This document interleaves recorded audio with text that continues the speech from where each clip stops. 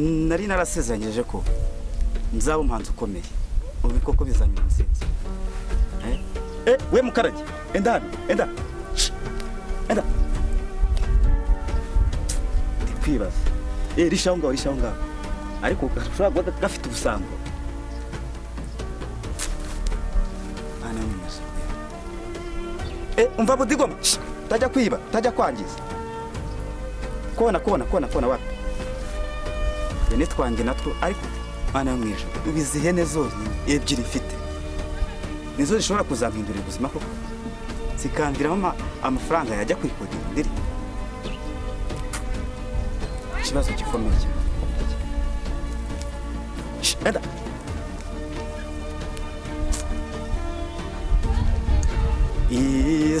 izabikora izabikora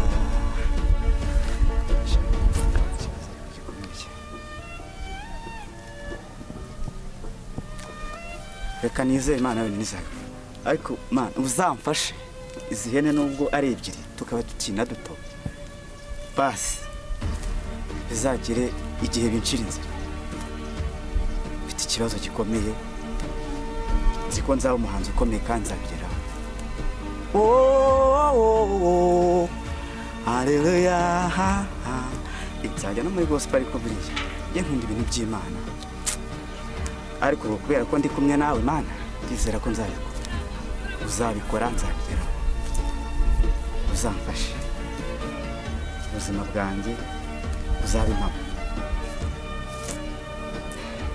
Gusa biracyakomeye biracyagoye ko Mana we iyo mbitekereje bitarageraho ikibazo gikomeye ariko ntacyo nizeye Imana yawe izabikora.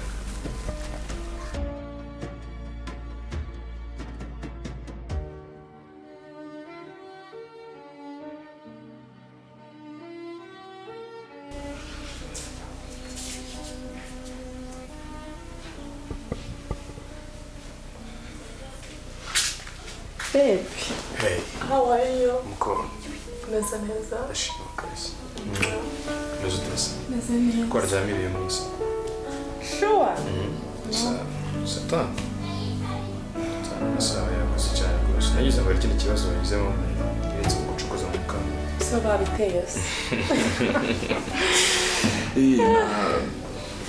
Tugiye kuzagira vacancy nziza kuko ntago muri minsi nawe utangiye mu kazi. Ashobora twazagiye kugisenya. Sobaneye kugiye kugihura nandi. Niyo twazagiye kugisenya. Bon, mufite n'amezi abiri. Hano ndakibazo twategura. Kubitegura nuko umukozi naratumije ntabwo yari yahagera ko wa munsabye. Kandi ntabwo twasugura urugo rwonyine kamera. None nshaka tuzamura igihe twasohotse no gusezeranyije kuva twava muri honeymoon ntegereza ko cyetse gusohoka bisanzwe ariko ntabwo turafata umwanya wacu nyine ngo ndetse byari cyamishimira Imana rero. Me too. Ndabishimira Imana yampaye umugore mwiza abantu njye numva ngo umugore wasenge Ayansengeye. mu buto cyane ko ngiye navutse umuryango ukijijwe. Mama wanjye yajyaga ambwira ati uzashaka umugore rwose umwana wanjye kubahiriza kandi no meze neza se. Meze neza. Rero nari nzi ko ndizoganira nawe ariko ubonetse ntacyo ko tubiganire. Niki Love you. Ntabwo ndabizi iyo ndebye gutya icyo ushaka kumva. Ushaka kumubwira ko ngukunda kandi urabizi bikora kenshi. Ariko uzi ko wagira ngo undimo nanjye nkurimo ko uranzi neza. Ntabwo kibimbwira yuko nkunda. Oya. Ntabwo kibimbwira pe. Gusa dufite umushyitsi. Karibu iwacu turabizi. Dufite umushyitsi.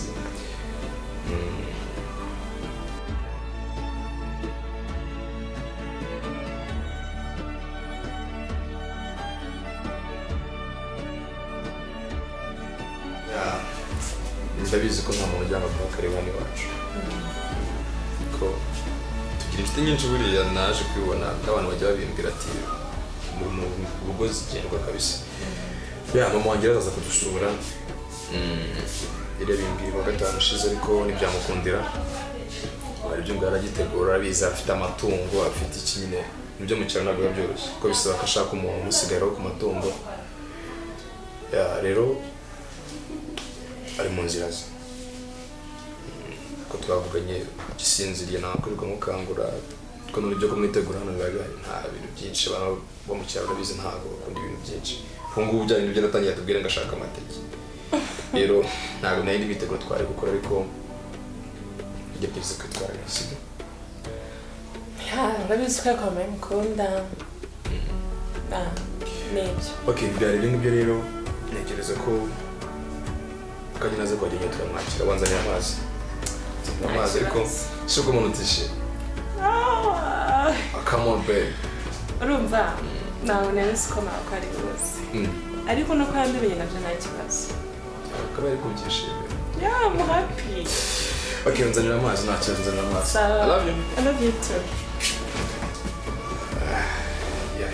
kecuru nawe rwose n'abahungu bawe ubu ngubu ngakwiyumva nkumvikana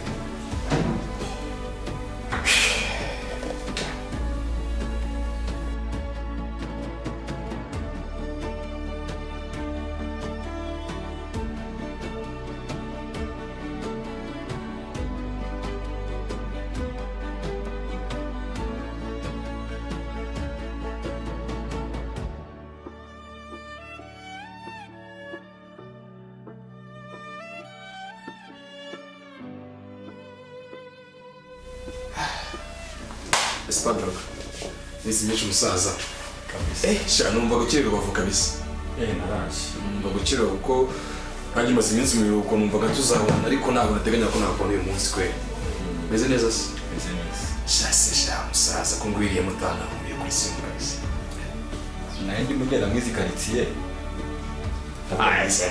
Padroga ko nukanye nani nduhazi mani nta muntu hazi kabisa rero izi nco zatumisagara ntabwo zimenyereye ndabizi waba umeshye ari cyane se bafatije kiko ariho ibintu bigize abasore cyane umuntu ababirimo bro ariko mwagira mwana kurongora ni byiza ko nkanyura rwose nsigaye mbona ibintu bitanga amahoro ariko kiramutse byari twagushyigikira rwose aba yanafuma turageze unongiriye inama nakugira inama yo kurongora kabisa ko mbese mwana akuze ariko hari ikintu bitanga uba mukuru nyine aha nahise ewa nagurikira abona nari ndimo ntebe hano za Kimisagara ariko nifite gahunda yo konza kubasura nka madamu uko bimeze mu rugo oya ameze neza se nsigaye mwita muhora teta yo ntabwo wabaye kazi oya nibiro birikoze rero koze bya bindi unakwambara ikoti noneho urakeye ariko bro aho rero nagufashe neza akazi iminsi mu kazi nari narananiwe cyane ariko cyane murazimba ndi muri byinshi ariko nafashe akaruhuko kugira ngo ngaruke neza njya ko nakurikira gahunda zanjye za sinema aribyo nakurikirana ruguyemo neza madamu chérie Amen nta n'ubwo ujya ngo twangize umushyitsi koko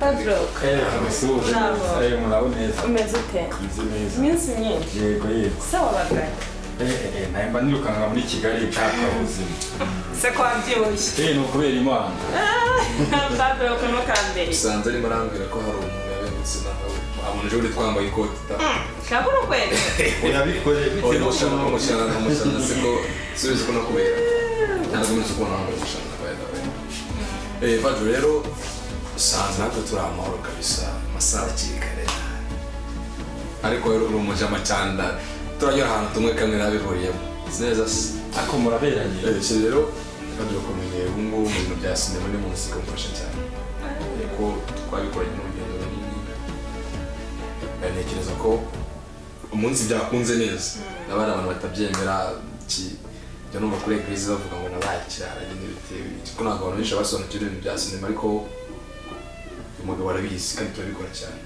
rero sinzi nimba atihuta wabitegurira ibyo twari sosiyete aho se ikibazo Padroga urya amagi birabira wabigira udafata ku nkoko bikora agasiposiyare ariko wihutisha cyane ushyiramo agasenda gake sawa none se Padro makuru wa ibana makuru ni meza.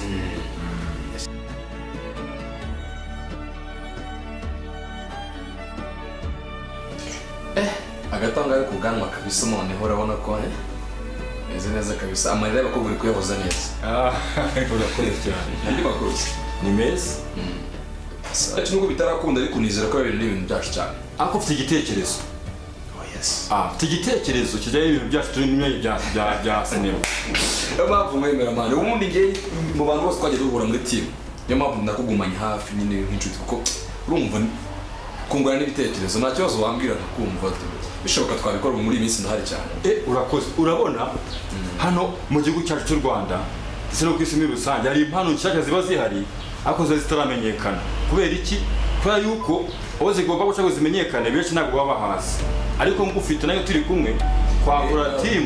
Ibyo twakoze ko bahari nanjye ndahari nabyo byitwa team. Umuntu urenze umwe muri team ntabwo ndi kumva neza igitekerezo cyawe nyine team gute uko nari nabitekereje, ariko nawe uraza kumpa ibitekerezo wenda kugira ngo twakire gikomeye kiri sawa. Ninavuze ati twashaka abana tugakora groupe abana bakiri bato tukabahuza tukagenda tureba abana bashoboye tukabasha kubakoresha. Urabyumva ute? Ni cyiza igitekerezo ni cyiza ko ntekereza ko natwe tuzoba twaragize amahirwe yo gukora muri ibyo bintu dufite team nk'iyo ngiyo kuko ikintu ntaragitekereje ko ariko ikintu kijya kigora arumva guhuza abana n'ababyeyi bikaza mu byakenewe guha abana be umwana we yacu ikintu nk'icyo ubona ko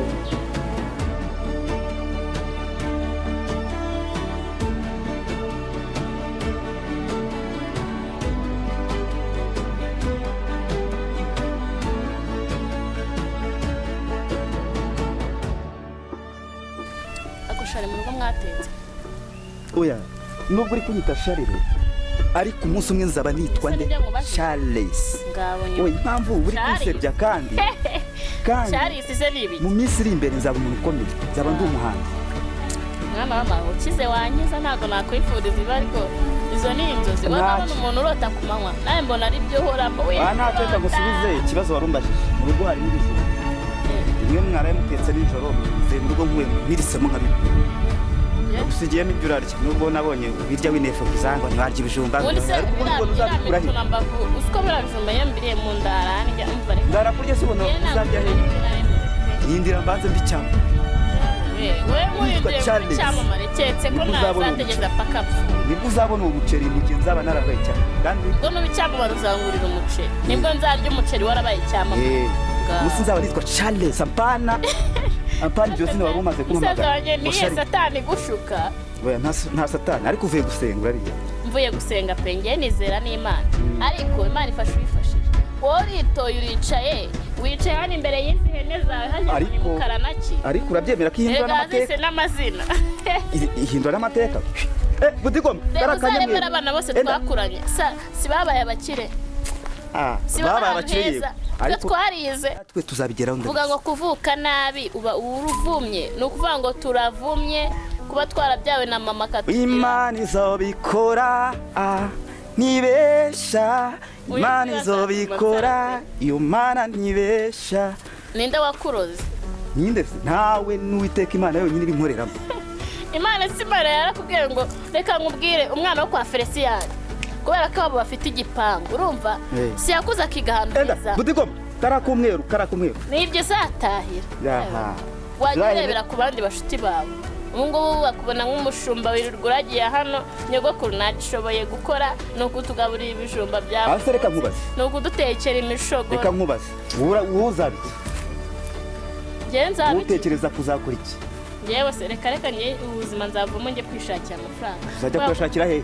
Nawe uzajya mu za Kigali. Aho abandi bashaka. Sukuzu hetse se sukugenda bakagucobeka indukazizana anga mu rugo.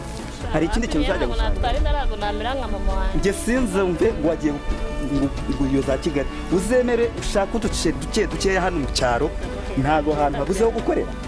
Ubundi uzakore utuntu tw'ubucuruzi duke bizagenda biza. Curuza se nzakura hehe igishoro? Niyo mpamvu nyine nanjye. Saa sita n'ijoro nabyo twakuye mu kabande. Nabyo ahubwo uriya mukecuru. Shima Imana ko nabyo ubibona. ariko uzi ko iki cyaro uzi iki cyaro n'ikindi bisigaye uzi byarakaze n'ikindi sinzongera kubirya uzarya iby'umushogoro wonyine mva ahubwo nari nkuzaniye amakuru nabyo ari susa oya reka kubwira amakuru nari nkuzaniye ariko nyine ujye wisubiraho ntukavuge ibintu bidahwitse ngaho mbwira wenda muherahera mbwira mva rero amakuru nari nkufitiye inkuru nziza suzu wa mukobwa Christine Haleluya nivuga ndakumva asengeye nukajye mvuga ibintu ngo wirirwa uri kuririmba se wambwiye tetikaho ngaho nyine ubanza urega amatwi unyumve mbwira mba ese kucaka nakubuje icyo kintu ndashaka kugira reka nkubwire nyine inyungu zirimo uriya kanete niko bamwita ntabwo yavuye Kigali ejo gutwaye ntabwo ari kubaho si ukeneye kuba umusitari se ninjye Kigali nzazana amafaranga ubundi wambara use neza nta mafaranga yawe Kigali nkeneye nta mafaranga yawe Kigali nkeneye ngiye mfite ihene zanjye ndagiye izi hene reka nta kintu zizakumena none izi hene ko uzifite tukaba turya ibijumba ngewe nahaza ibijumba nahaza ibiryo by'uriya mukecuru nahaza no kumubera umutwaro reka nawe tumubera umutwaro uzareka atirirwa tubwira nabi mu gitondo saa sita na nimugoroba uri namba wa ubundi wowe niba sareba mu kuririmba ibyo bintu byawe byo kuririmba rero banza ushaka amafaranga kimwe nk'uko nawe urimo gutekereza kuza za Kigali mereza urwo rufunguzo gira vuba ubundi reka mabwe yaba mufite nk'amaserere dufite igipangu tuba ahantu mu bakire mana yanjye we se bundi rwo nanarubitse ndambiye mu mateshwa yawe ibi byose ntabwo ari kupera wowe ubu iyo uri mu rugo udafite ubuhene akira kandi ugafata neza kadahambuka kamaze ubu ubundi muba mwaragahambiriye gutya ndebe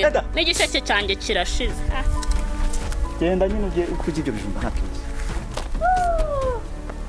zabikora